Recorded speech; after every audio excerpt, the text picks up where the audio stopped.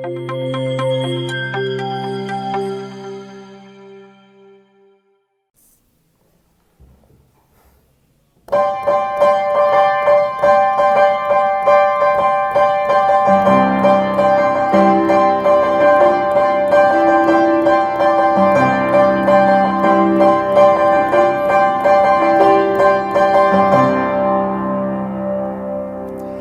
traders, kembali lagi bertemu dengan saya Setio Wibowo di materi edukasi Forex dan Gold ya.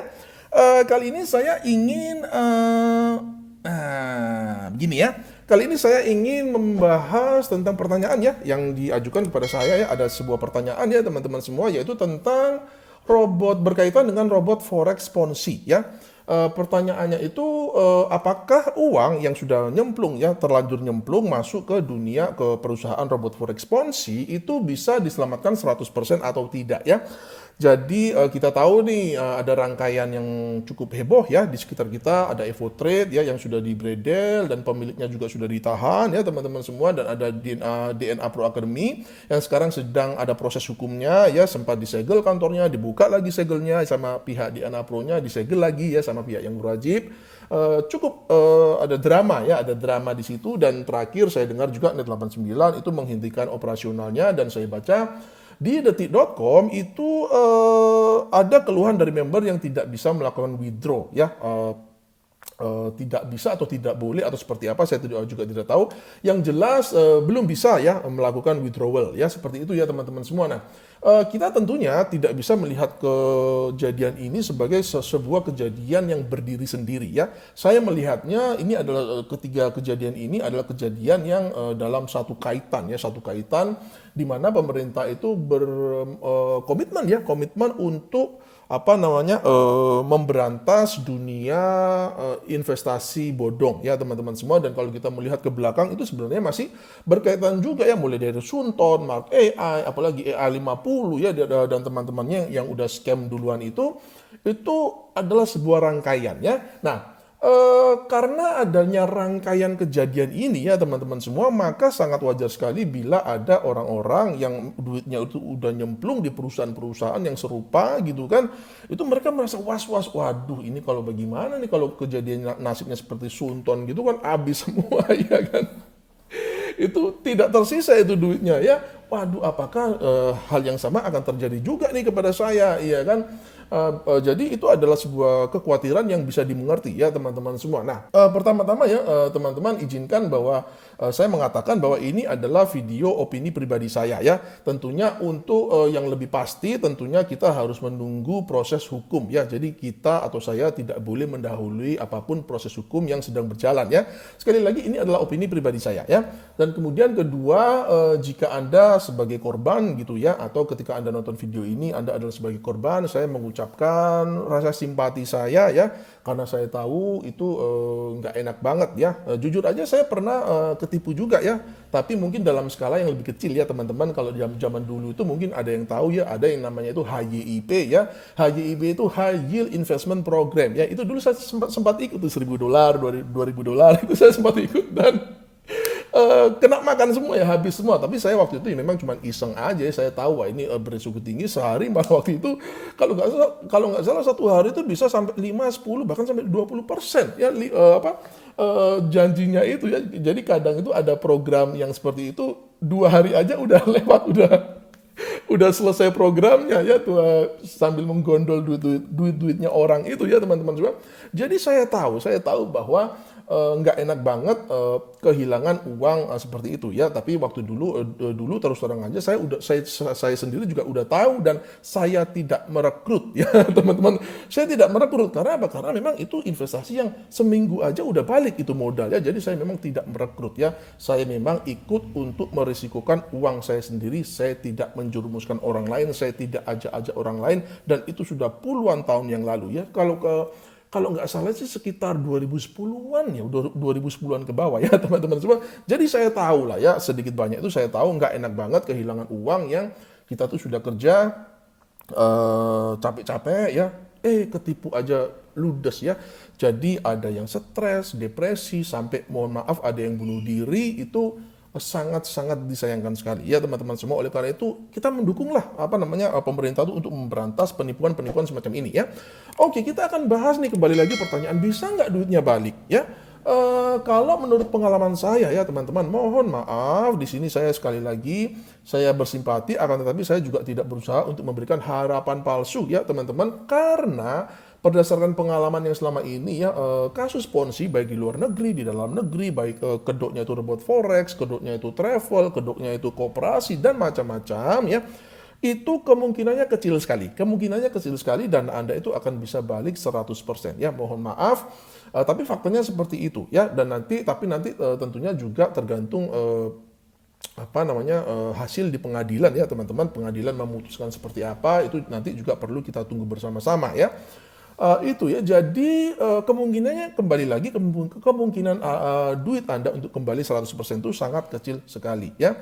Kenapa bisa begitu? Jawabannya begini teman-teman, karena biasanya ya bos ponzi ini duitnya udah nggak ada ya. Jadi aset yang dimiliki oleh bos ponzi ini jumlahnya itu lebih kecil daripada kewajiban bayar yang harus dia penuhi kepada member-membernya yang belum terbayarkan itu ya. Lalu Pak Setio, ini bisnis ponzi ini kan luar biasa gede ya. Katanya itu konon jumlahnya itu sampai puluhan triliun. Itu luar biasa sekali ya. Nah, kok bisa jumlahnya segede itu, bos ponzi ini nggak punya duit untuk bayar member-membernya yang terakhir kali ikut ya. Yang udah duluan join sih udah balik modal, bahkan mungkin sudah ada yang kaya raya dari bisnis ini ya teman-teman semua. Mereka sih mungkin nggak ada masalah ya, kecuali mereka bisa saja dituntut secara hukum oleh downline mereka yang jadi korban ya teman-teman semua.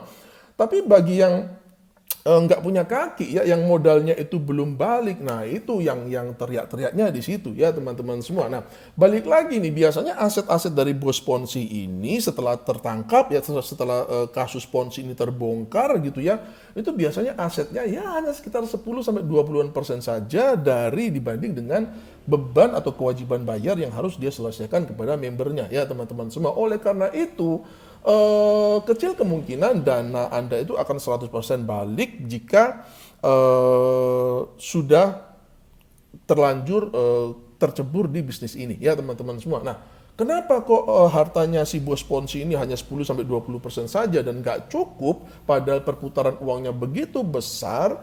Jawabannya adalah karena habis buat biaya operasional ya teman-teman semua. Apa biaya operasionalnya? Yang jelas adalah pertama itu adalah untuk bayarin upline Anda itu ya teman-teman semua. Bayangin 0,5% sampai 1% per hari ya, itu sebulan itu bisa ya rata-rata 20-30% per bulan itu untuk membayari profit dari upline Anda ya. Jadi selain itu juga ada sewa gedung, biaya operasional lainnya, ya kan. Bayangin biasanya kalau perusahaan ponzi itu kan mereka biasanya kan show off nih loh, kita punya gedung nih gede-gede di mana, di Jakarta, di mana, di seluruh Indonesia ya gitu ya. Kita punya aset gede-gede nih, kita nih perusahaan yang real gitu kan. Tapi ternyata semua itu cuma hoax ya, cuma bohong-bohongan saja ya. Kalau flexing level perusahaan lah ya, kira-kira seperti itu ya teman-teman semua. Karena ternyata itu bodong ya, duit yang untuk membangun semuanya itu, gedung-gedung mewah semuanya itu untuk menyewa ataupun membangun gedung-gedung mewah itu diambil dari member-membernya ya. Disinilah jahatnya bisnis ponzi ya teman-teman semua, ini luar biasa jahat ya. Kenapa? Karena orang itu bisa bunuh diri loh ya, orang itu bisa bunuh diri. Memang sih dunia investasi itu dunia yang sangat sebagian ya, kalau kita di forex, saham, kripto itu kan memang termasuk high risk ya teman-teman semua. Seperti itu, orang bunuh diri di saham pun ada ya, bunuh diri di forex pun ada. Tapi kan itu kita nggak ditipu gitu loh. At least sebagian besar ya itu kan ibaratnya itu kalah trading, ya udah kalah trading ya kalah ya kan. Waktu dulu krisis 2007-2008 itu banyak juga kok yang bunuh diri di Hong Kong, di Singapura itu banyak. Karena apa? Karena harga saham itu turun hancur-hancuran begitu kan. Artinya sekali lagi memang di dunia investasi ini high risk ya, tapi ini kan bukan masalah high risknya, ini penipuan ya. Seperti itu. Nah, Jadi sekali lagi balik ya teman-teman semua, aset daripada si pemilik bos ponzi ini nggak cukup untuk sekali lagi membayar kewajiban yang harus dia penuhi kepada membernya. Sehingga ada member yang terutama yang baru masuk itu terpaksa kehilangan seluruh uangnya ya, atau sebagian besar uangnya ya. Dan tentu saja ya, kita misalkan dari sisi korban tentunya nggak mau diam aja dong, ya kan, kita nggak mau diam aja, duit kita hilang masa kita diam aja, ya nggak masuk akal. Nah itu hal yang bisa lakukan ya tentunya ya teman-teman semua. Tentu saja sekali lagi kita harus nunggu hasil di pengadilan ya, itu harus menjadi patokan kita ya teman-teman semua. Akan tetapi alternatifnya nih, seandainya Anda ingin usaha apa sih yang bisa Anda lakukan untuk dalam usaha ikhtiar untuk mendapatkan kembali uang Anda ya, minimal sebagian lah. Ya kalau menurut saya sih Anda mungkin bisa melakukan pendekatan kekeluargaan ya, kepada siapa? Kepada upline Anda. Mungkin Anda bisa melakukan pendekatan kekeluargaan, ya kan? Pak, ini gimana uang saya ini nggak bisa withdraw, nggak bisa balik. Anda ya kebijaksanaan Anda lah ya, kira-kira tok-tok seperti itu ya teman-teman semua.